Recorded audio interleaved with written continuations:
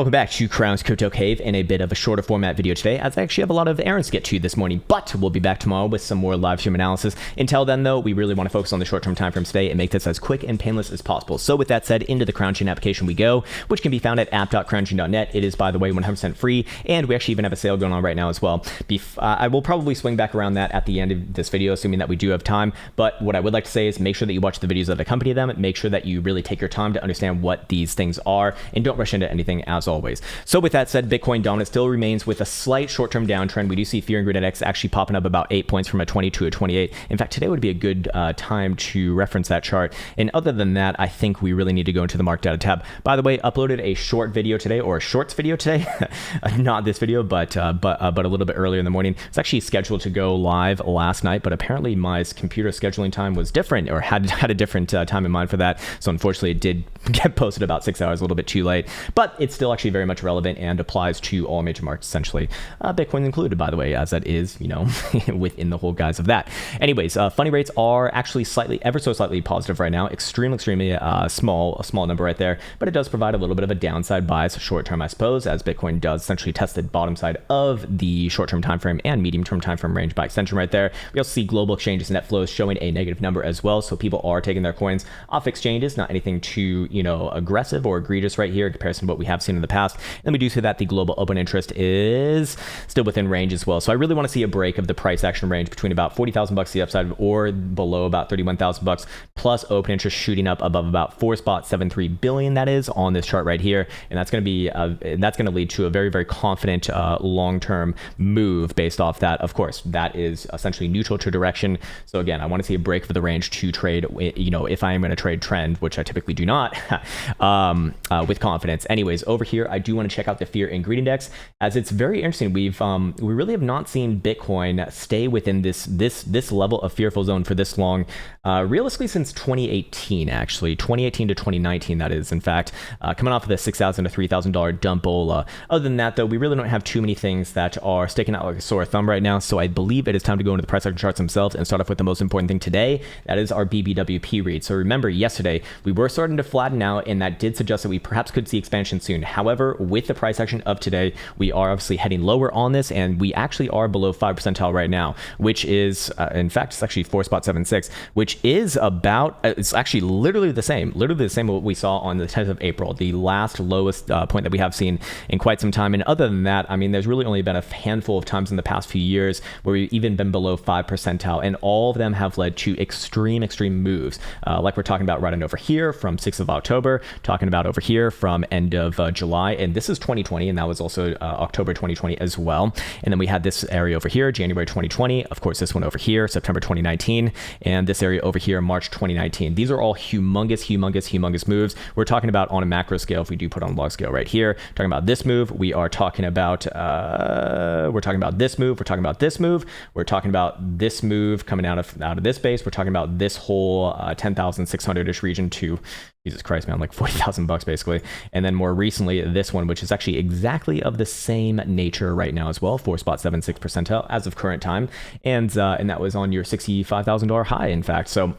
So this is showing that we are on the precipice of a humongous move incoming right here. Whether bullish or bearish, this is direction neutral, of course, but there is no, there's no denying it, or at least for the blue laws, there's no denying it.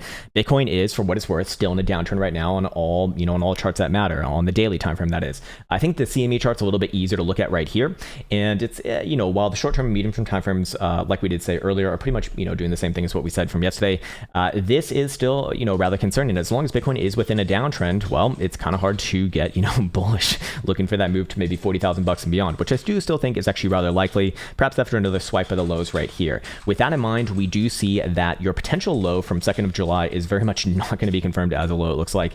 And so for right now, short term, it is pressure to the downside, of course. Anyways, into the shorter term timeframes we'll go now, and let's follow up from where we left off yesterday. So yesterday we did say essentially Bitcoin's in a range. I did have this blue box territory right here. We actually moved it down to about 35.6, and then we even moved it down a little bit more to the 6th of July high based off of the current price action. So that was just following up for the past weekend to where we're at right now.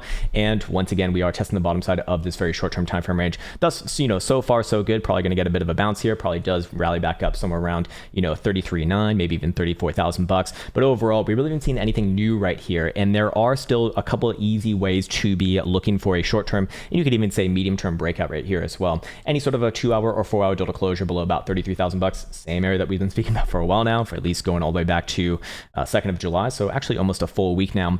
And then yes, I would be looking for an extension all the way down to somewhere between about 31,500 and 31,000 respectively. Perhaps another bounce around there, and then hold your breath, because if that area does give way, then we'll probably see that volatility expansion to those very nasty targets that I think everyone's very much aware of. It's not anything too unique to be saying right now. If that area does break, probably looking at 25,000 bucks and 20,000 bucks respectively. There will be bounces along the way, of course, as well. But for right now, give Bitcoin a chance, and I would say don't rule it out until it rules itself out. And actually, Ethereum's showing a lot more of an interesting sort of format going on right here too. Let me just make sure that I'm recording. I am recording, and the microphone's working, so this is good. We're off to a good start, and we're still below 10 minutes.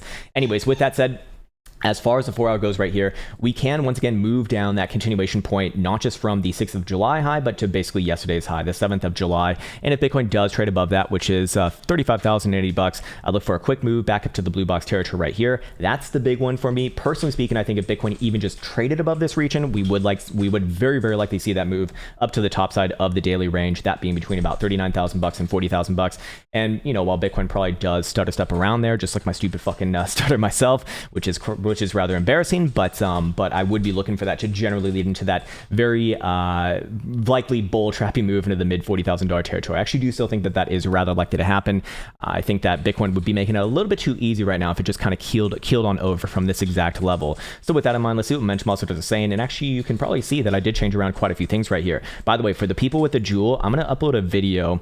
I want to test this a little bit more first, but I probably will upload a video on this sort of new strategy that I'm testing out with it, which is showing some pretty damn promising results. But I don't have enough data points just yet to fully confirm that this is worthwhile. But for right now, very, very interesting, and yeah, I just wanted to get that out there, because at some point, assuming that this does work in the way that I've been having results with thus far, I'm gonna be pretty fucking happy about that, because it's been pretty damn good. Anyways, what are we looking at on BBWP down here? Of course, it's on the fucking floor, as pretty much all time frames right now. We got the 4-hour, we already lifted the daily, which is pretty much at like half-year lows. We got the 12-hour right here, somewhat expanding from the 6.75 percentile region, and then I believe the 2-day, the 2-day is still actually contracting as well. So pretty much all the medium and up to daily timeframes are starting to really get on the floor. And at that point, for a mean reverting indicator like that, the only way is up. And in that case, that is going to very likely give us a juice to actually break this range right here. I think it's coming sooner rather than later. But do we see the daily get down to even a 1 percentile or below 1 percentile before we see that? I don't have a strong opinion on that. It just means that it's more and more likely, of course, when you're thinking about it from a statistical standpoint. Anyways, with that said, we should throw on the volume profile once again, and let's get the whole formation going on right here. Again, I just kind of wanted to identify this as long as Bitcoin's below the point of control, which guess where it is? It's right at the precipice of our current, range on the medium-term time frames, about 36,000 bucks. It is kind of hard to get bullish for that next move up to the top side of the range. And personally speaking, like I did say, if Bitcoin even takes out yesterday's high, I'd very likely be looking for that move to transpire. However, if you do want to be a little more safe on that one, it would be the same sort of criteria as we did say that the day and few days prior to that. I want to see like basically a closure above this level right here, even on like a 2-hour time frame would do it for me. And then yes, I'd be looking for a rather quick continuation to about 38,200 bucks or so, and then very likely a short-term pullback there with continuation to the top side of the range, about 40,000 bucks, with potential for more over time if we actually were to take this all the way back and get this whole damn formation right here. You can see that anywhere above 40,000 bucks, and yes, I would still be looking at at the 45,000 bucks to maybe even $50,000 territory. I'll just mark them off right here respectively, boom, and it'd be this area right here actually. And if you want the more in-depth analysis on the higher term timeframes, I will now push you towards the last long-term analysis video that I did. It's available for you at any moment in time. I've actually had 2 kind of in succession over the past few weeks here that are in that playlist that play along with each other, that essentially go over as the higher term timeframes confirm themselves, of which we had plenty last week with the monthly, bi-monthly, quarterly, and even bi-yearly as well, all kind of confirming at the same time, which did certainly change the long-term picture and kind of clarify about a lot of biases. But I still do think a bounce up into this region right here, especially as kind of everyone gets a lot more bearish and comfortably bearish on this area right here, is still rather likely over time. Does it happen this week? I'm not so certain about that. But what we should do right now is we should actually first, that's really all that we need to do. Yeah, we should go look at Ethereum, in fact, because Ethereum does seem to be the one that's leading the charge right now. And so going off of our levels yesterday, what did we see? We saw a little bit of a pullback, which we had a nice little level right here at about just under $2,400. Short term, yes, it does provide a little bit of a downside bias right now. As technically speaking, if you want to look at this as a rising wedge or a rising pizza, you could. I personally do not find very much use with those formations. Yes, I do work out from time to time, but personally speaking, I do not trade them. In fact, I very rarely trade patterns unless they're like the triangle variety, because those have a pretty damn good hit rate in my experience. Anyways, as it stands right now, we got the same sort of setup going on right here as well. We got BBWP on the floor on the 4 hour. What does the daily say? Daily's actually trending down right now as well, which is rather interesting. And we do see it's within the context of a current uptrend right here. So expansion is very, very likely incoming. Or it's just, it becomes more and more likely on, especially on the 4 hour time frame right here. And the question is, which way do we break off this? Because of course that is a direction neutral sort of thing. And if we do break below this $2,200 level right here, I would be looking for a nice faltering all the way down to about just above $2,000, somewhere around about 2040-ish region.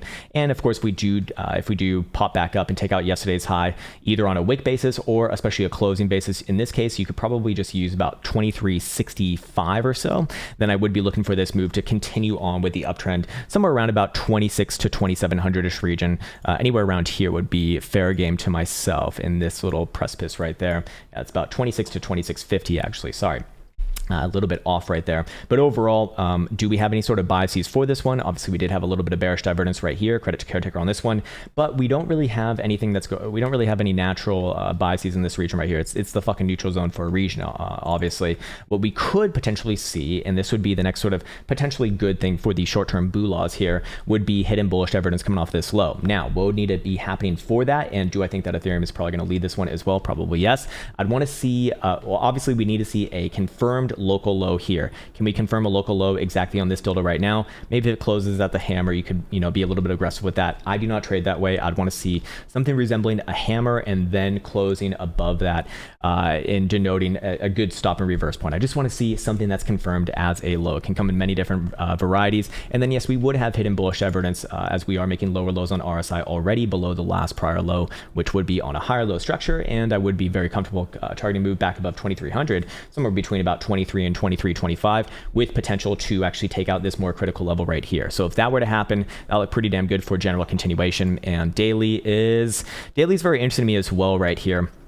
As long as we're closing above all major moving averages, it's hard to hate it, but you can see that if Ethereum does fail to get a decent bounce and close on it today, we will actually get some hidden bearish evidence on the daily, and that will not be good because that will very likely give us a juice to pop back down, not just to 22, what was it? Not just 2200. I think it was 2040-ish to 2030-ish region, somewhere back down around here. And then you got to start to look at this as just, another macro lower high in a series of lower highs. But for right now, I do still give the nod to the boo laws, not for any other reason, just because that that is your short-term, medium-term trend for all that it's worth. And it seems like Ethereum actually is leading this market right now as far as the majors go. So I actually do think that right now, specifically, it is better and easier to watch Ethereum over Bitcoin for direction. Whichever way Ethereum breaks us, you're going to see the rest of the market break. If Ethereum breaks below this level right here, 2200, I'd be looking for Bitcoin somewhere around 31.5 region, probably another short-term bounce there, and then come back to it after that. Maybe we break down from that region, maybe not. I personally don't think that we would, at least at this exact moment. I think, again, it'd be a little bit too easy for the bear outs to just kind of, glide on down without really even being tested in this $30,000 to $40,000 range. Personally speaking, of course, that doesn't need to happen, and that's just a stupid opinion of mine that is not something that I trade off of. In fact, on to the topic of trading right now, someone asked me in the Discord earlier in a private message, Krown, what are you doing? How are you trading this right now? And in these sort of situations where you do see that BBWP, our volatility-based indicator, is very low, not just on Ethereum but also on Bitcoin especially on, you know, a daily time frame. I actually don't like putting trades in at this region if I can't trade options, which I cannot trade options right now. There actually do seem to be some very interesting potential decentralized exchanges to use that on. Credit to Meccan on that one, because that actually looks really fucking cool. So I'll have to look into that a little bit more. But assuming that I can't trade options, because this would be like one of the few times I'm actually interested in buying like either a straddle or strangle probably. What I do is actually wait for the actual expansion of volatility, and then I just trade on the peripheries of those ranges. I actually don't like putting in trades in the middle of these ranges, essentially, because, well, when this thing actually moves, it's gonna move really violently, and there's gonna be a lot more easy trades on like higher term time frame levels for, you know, some quick scalps, typically, in my experience. So I like to wait for the easy trades because I have zero honor, and honestly, the game's already hard enough, so might as well make it easier if you can. So with that said, I think that we've covered pretty much everything that I wanted to speak about today. It is, I would say, a little bit of caution and traditional marks as well, but for right now, bouncy bounce very likely implied, and if we can get that higher low confirmed on Ethereum, I'd look for both Ethereum and Bitcoin to rally back up. Like we said on Ethereum, somewhere around 23.25 with potential to take out the prior high, and if that does, we can really extend targets and play out that 5-day hidden bullish divergence, which we did identify over the weekend. That did get confirmed, or where is it? There it is. I think this is also on the weekly as well. Yes, it is on the weekly as well, in fact. So that would still have a target, actually, yeah, anywhere around about $2,600 to 2650-ish region. And then for Bitcoin, that'd probably be, you know, your next move, I don't know, up to 39,000 bucks to the downside. A little bit easier in this case, again, anywhere below 2,200 bucks, especially on a 2-hour or 4-hour total closure for Ethereum. And I'd be looking for Bitcoin to falter down to about 31.5, probably short-term bounce there. Ethereum very likely comes down at the very least to about 2040-ish region, same thing, short-term bounce there. And then we'll come back to it after that. I don't think that I'm comfortable talking with any other higher term time frame analysis right now, because that's going to take a lot more time. Anyways, swinging back on over here, I guess we'll briefly go over this for the current sale going on. Make sure that you watch all the videos that do accompany any program that you might be interested in. It's going to kind of explain, or the purpose of them is to explain who they're for, who they're not for, so that you can make a good educated decision for yourself. I always like to say this: make sure that you watch the free content on this channel first, not because I need more views, but because it's going to give you an idea of, well, is this going to be relevant to you or not as well. And also it could be that, you know, it could just be that, you know, you watch like the TA 101 playlist, and that's just all that you wanted to know. Fair enough. Hey, that's all well and good, and perhaps could save you a few bucks. And there actually are several people who've let me know in the past that at the end of the day, the YouTube videos and the YouTube playlists were, you know, all that it took. And fair enough. I mean, that's fucking awesome, man. So it's there for you if you want it. Again, make sure that you watch the videos. And with that said, I think I'll be signing off right now. Holy shit, this video is below 20 minutes. So with that said, take care. See you soon, and until next time.